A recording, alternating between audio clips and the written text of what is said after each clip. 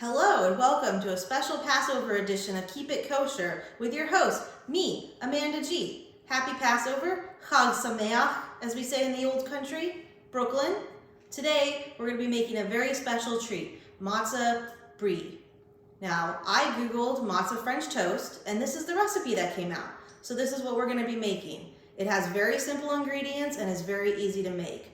You just need 4 pieces of unsalted matzah, 4 eggs, kosher salt, the best kind of salt. I have actually chosen coarse kosher salt. You can use soft if you want. I chose coarse because it reminds me of the hairs that grow beneath my mask on my chin. A Jew never forgets. You need a little pepper, a little butter, and then to top it off, of course, everything but the bagel seasoning. Now, in the South, they say every good meal starts with a stick of butter. But for us Jews, every good meal starts with a glass of Manischewitz. Now, before we drink the Manischewitz, we always say a prayer over the wine. Baruch atah Adonai, Eloheinu melech haolam, borei peri hagafen.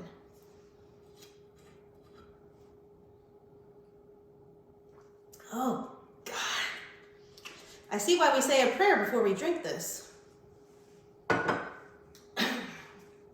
Now to start your recipe, you're going to take a pot, fill it with water, and then set it to boil. Nailed the first step. Now, while the water is boiling, you want to take your 4 pieces of unsalted matzah and you want to cut them into small 2-inch pieces. Once you've cut your matzah into 2-inch pieces, you're going to set that aside, and then we're going to wait for the water to come to a full boil. While we do that, I'm going to tell you the story of Passover. So back in the day, the Jews were slaves in Egypt. And we were like, hey, Pharaoh, we don't like being slaves. Could we please not be slaves? And he was like, no. And we're like, pretty please? And he's like, no, I like y'all as slaves. So then we brought all these plagues upon Egypt, and the Pharaoh was like, oh, shit, we can't have this. He's like, all right, you know what? You don't have to be slaves, just get out of here. And we had to go fast. And so Moses, our leader, was like, hey, we gotta go. Grab what you can and go. And so we did, and we grabbed our bread, but we didn't have time to leaven it. We didn't have time to let it rise. So we just had this flat, gross bread that we had to eat while we wandered the desert because we didn't have anywhere else to go. We didn't know what we were doing, but we just knew we had to get out of there. And that is the story of Passover, and that is why, in celebration of that, there is a week that we do not eat leavened bread. All right, so now you're going to take your matzah and you're going to put it in a colander in your sink. Nailed it. And then you're going to take your boiling water and you're going to pour it over the matzah in the colander. Oh yeah, soak it up, baby. Once you have what our recipe calls scalded matzah, wow, what did that matzah do? Huh? Once you have your scalded matzah, you're going to put that aside. And then we're going to create the batter. So for the batter, you're going to take your 4 eggs, and we're going to break them and put them in a large bowl. Once you have your eggs, you're going to take half a teaspoon of salt, kosher salt, of course. Now I use 2 quarter teaspoons so that I feel like I'm getting a good deal. Huh? 1. It's like a 2 for 1.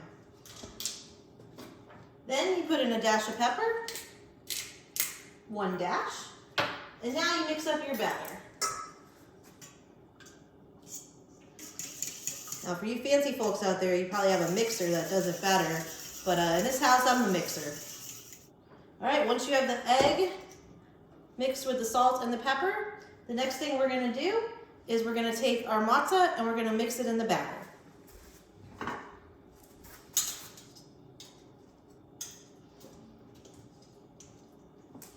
Now you want to mix this in real well. You want the batter to touch every piece of matzah.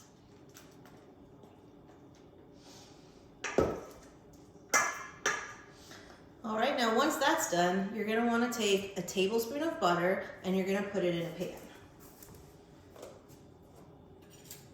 Now you want to make sure all your ingredients are kosher before you do this. Yep, we have the U here and it says parve, parv.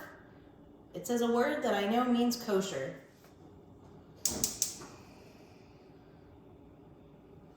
All right, once you have the butter in there, you're gonna wanna have this on a medium-high heat. You're gonna let the butter melt down a little bit, and then we're gonna put our batter into the pan. All right, once you have your butter nice and melted, you're gonna take our mixture and we're gonna put it into the pan. Nom nom.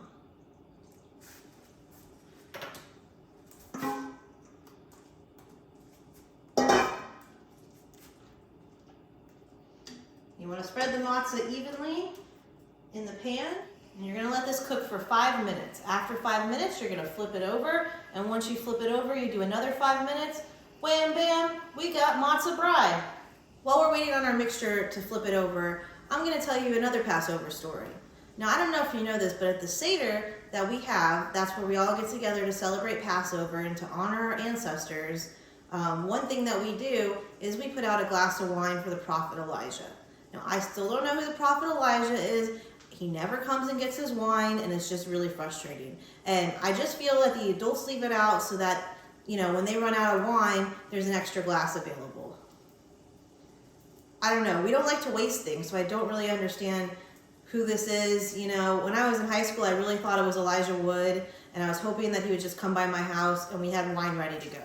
All right, now after 5 minutes, you're gonna flip it over. Just kidding. I'm gonna do this the old-fashioned way.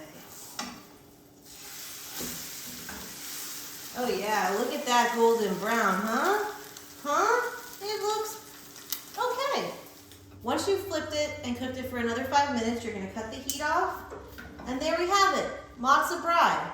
Now, you can season this with whatever you want as long as it's kosher. And actually, one of the suggestions the recipe has is honey, and Bernard's Pure Natural Acadiana honey, kosher. My favorite to use though is the everything but the bagel sesame seasoning blend, because as I said, I cannot have leavened bread for a week, which means bagels, which is literally the staple of my life. I don't know what to do without them, so I just bring this seasoning everywhere. It fits in your pocket, in your purse, in your backpack. It fits in your glove compartment, however you want to do it. You just take a little of this, spray it on, and it's almost like you have a bagel. This has been another edition of Keep It Kosher with Amanda G. Thank you to Jessa Fallon for your help filming this, and I hope everyone has a happy Passover. Chag Sameach to all. Aww.